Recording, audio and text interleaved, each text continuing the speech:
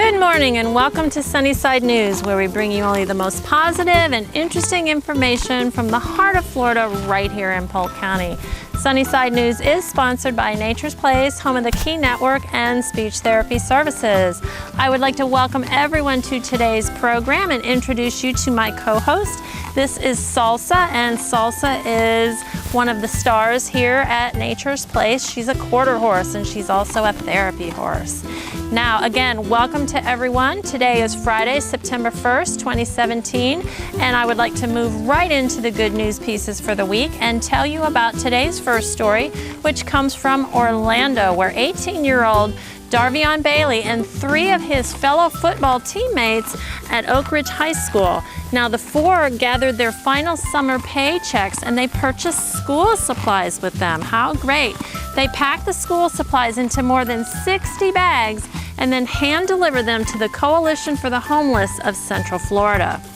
A fourth of the people at the coalition are children, and CEO John Hearn said receiving donations from the Oak Ridge students without the help or the encouragement of a parent is very rare.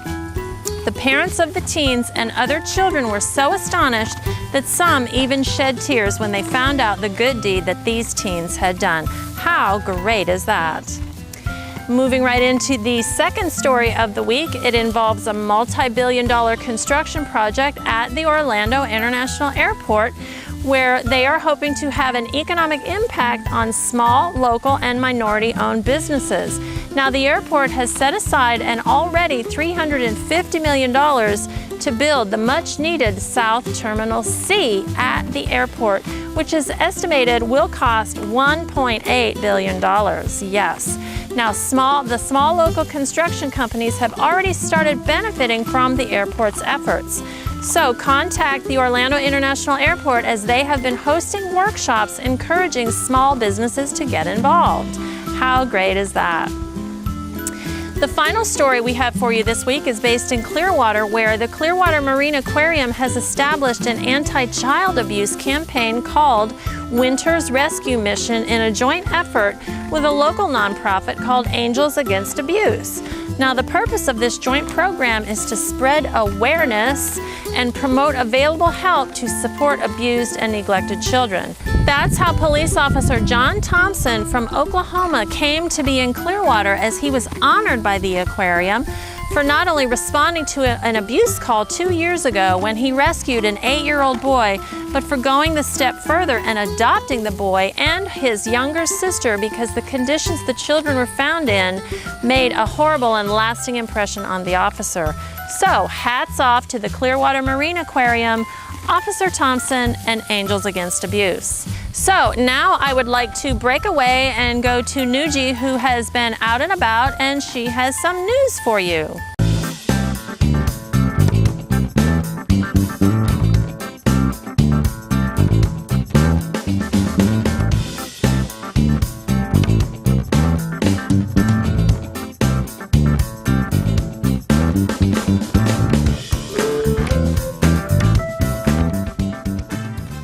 Good morning, Sunny viewers. Welcome to Out and About on Sunnyside News. I'm here with Marc Rivera and his family.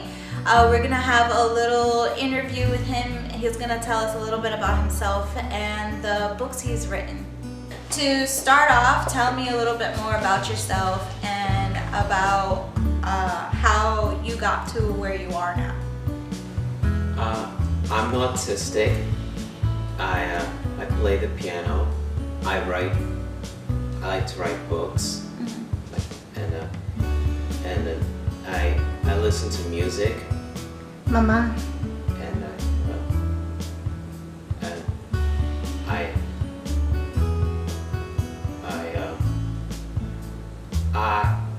What inspired me? I just thought of it. I just thought of it, and I just thought of it, and you know, to say what's on my mind. I like to express what's on my mind. Yeah, he expresses himself better when he writes than when he speaks. With his books, he didn't set out to be an author, to write books. He just started one day writing a journal about everything that was bothering him, and it turned out to be 517 pages in the journal. So out of that journal, that's when he came to the conclusion that maybe that's what he needs to do. Write everything that is in his mind, everything that bothers him. So that's how everything came through, right? Yes. Yeah. So the second question I have is, what inspired you to write? What was the thing that told you that you wanted to become a writer? I'm autistic. I like to listen to music. I like to play the piano. And what inspired me to write, I wrote a journal, and the things that were bothering me in my life, and that's what inspired me to write a journal. You know, about when I was a kid and school and at work. That's what inspired me to write a journal, which led to my story, Tears of Pain, My Life with Autism. And I also wrote a book, another book, called Life Could Be a Piece of Cake. The girl's name in the story is Megna, and it was based on my real life adult friend Megna. I didn't have a friend named Megna when I was a younger child, but that inspired me to write about a girl named Megna in my school years, and that's how I wrote Life Could Be a Piece of Cake. It was based on my real adult friend named Megna That's nice. during my adult years. Yeah, that story, Life Can Be a Piece of Cake, it's a friendship story. And it talks about, is the purpose of the story is a children's book, is to teach young readers about autism. Okay. And so it talks about how he has his friend Megna, and she listens to him and becomes his friend, and that makes his world. And that's why he says at the end that life can be a piece of cake if you only have a friend. Yeah. So for the first book, who chose or who inspired the first title of your book, and what is it all about? The title of the first book is Tears of Pain, My Life with Autism, because all through his journal, that's what he says. You know, he says, "Oh, I cried tears of pain when he was being bullied on the bus or something." He says, "I cried tears of pain," all over his journal, and that's why he decided to name the book Tears of Pain. What are your plans in the future as an author and writer?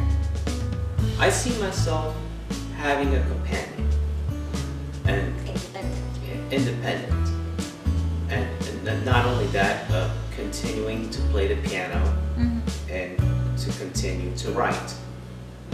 And I have 2 other books coming up soon. 2 more books? Yes, 2 more books. Do you mind telling us what the names of the 2 books are called? Music to My Ears, and Sometimes There's No Reason to Be Scared. Sometimes There's No Reason to Be Scared refers to an autistic girl and a dog. Like the girl is afraid of the dog, but the dog is helping the girl. Okay. Thank you so much for having us here today. Thank you for sharing. We would like to know how we can acquire and how our viewers can acquire your books. They're in Amazon.com, they're in Barnes & Nobles, they're in virtualbookworm.com, and if you type Marc Rivera and the name of one of his books, they'll pop up. They're everywhere. Okay. They're everywhere. They're also on our website. Because of Marc's success with his books, we're able to set up a small fund into our organization, nonprofit. It's a 501c3 nonprofit called Reaching New Horizons for Autism. And what we do is that we collect money, we do events, collect money, and then we give that money to universities or schools that help kids like Marc. continue the studies. And so far we have given 3 grants to the schools, and Marc's books have helped us do that because that was our first fund. The first money we received from the sales of the books, that's how we opened the fund. That's nice. So the book is also on our website for reachingnew-horizons-for-autism.com, and the book is also there. That's it for Out and About. I hope you enjoyed our interview for today. We'll see you next time. Bye. Hey, how about a great piece on Marc Rivera? And please look up his website to see his latest books that he has written. Thank you, Nuji, for doing Out and About. You know, this week I would like to announce and thank Amazon.com for contributing to Nature's Place through their Amazon Smiles program, and a very special thanks to all of you who have designated these contributions. As many of you know, all of these contributions go toward the complete care of our animal family here, like Salsa at Nature's Place, who commit so much of themselves to the work that we do every day with challenged individuals. And I have another announcement for you, and that is at Ridge Community High School, which is just up the street from Nature's Place. The Special Olympics flag football season has begun, and with practices being held every Tuesday and Thursday from 2:30 to 4 p.m. And I definitely want you to stay tuned in our future events section in upcoming episodes of Sunnyside News, as we will announce when their games will be played. So if you recall, last week I had mentioned that we are refurbishing one of our buildings to put in the Acorn Shop. Well, a young man who works here has already begun making some of what he calls nature creations, and I would like to share with you some of those now, so please follow me.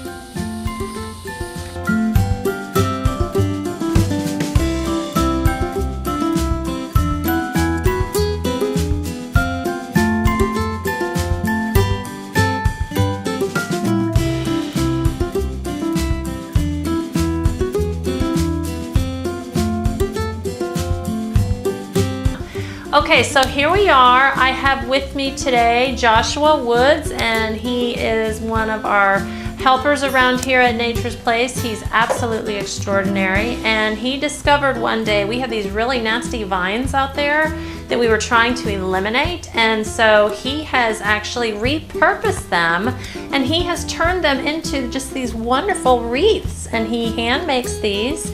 And where did you get the idea to do this? How did it come to you?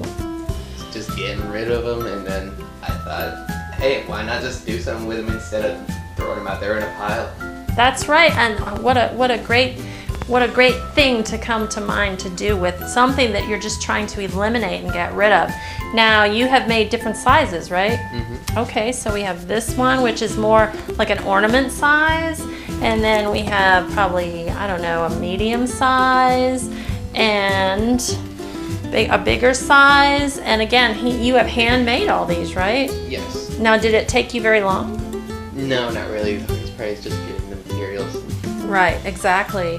Now, I know the right size, yeah. Now, I know that you decorate these too, don't you? Sometimes. And you did one time, didn't you? For Mother's Day, yes. For Mother's Day. How great was that? And so, like I had mentioned last week, we were talking about the Acorn Shop. Now, this is an ideal item that we're hoping to have in the Acorn Shop, and I know that Josh is going to help decorate these as well. And again, we will be offering these for sale in the Acorn Shop. And again, if any of you have anything out there just like this that you would like to share with us, we would love to see what you make, and you can just readily contact us at any time. That would be great. So again, Joshua, thank you for sharing this with us, and I think we'll be having some more wreaths come out in the future. Okay, so now I would like to move right into the events of the weekend coming up for you here in the Polk County area. So the first event I would love to tell you about is this weekend, Friday and Saturday. It is the Big Belly Barbecue Battle right here in Davenport. Now on Friday, the barbecue will be going on from 5 p.m. to 9 p.m. There will be a kids burger competition. And on Saturday, September 2nd, the event goes from 10 a.m. to 3 p.m. And that will be the day that they have the main competition for the adults will be on Saturday. And of course, this is a free event to attend. And in addition to food, of course, right, at the barbecue, there will be music, a kids zone, and there will be vendors and much, much more. You can get further information on this one by calling 863-604-7586. Also happening this weekend on September 1st is the Lakeland First Friday in Munn Park. Now this is a free event also. It's happening from 6 p.m. to 9 p.m. There will be food and music, there's an art show, and much, much more. You can call 863-510-9723 for further information. Happening on September 3rd is the Lakeland Flying Tigers. It's their ending season game. This will be at Joker Martian Stadium. They will be playing baseball all day long. So you can get more information by calling 863-686-8075. And of course, heading toward the end of our Sunnyside News episode for this week, I would like to share with you a quote which goes, "Happiness lies in the joy of achievement and the thrill of creative effort." And that was said back in the day by Franklin Roosevelt. So that is our program for today. Thank you so much for watching, and make sure that you like and click that red subscribe button down there on this video, and also check us out on Facebook and Twitter at The Key Network, and make sure you comment if you have any news or information you would like us to feature on this show. And until next time, remember to always stay sunny side up. It's the only way to have a good day. Bye for now. Ooh, thank you.